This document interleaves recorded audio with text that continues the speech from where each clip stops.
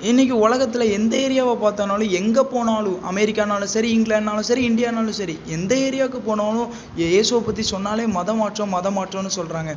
Actually இயேசு மதமாற்ற உலகத்துக்கு வரல. அவர் எந்த மதத்தையும் ஸ்டார்ட் பண்ணல. அவர் முழு உலகத்தை படைத்த தேவன்.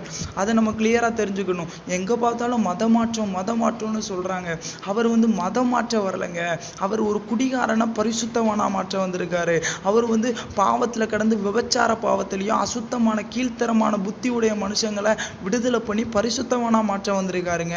இப்போ நீங்க நினைக்கிறீங்களே இயேசுவை பத்தி சொல்றதுனால அவங்க மதம் மாறுறாங்கன்னு.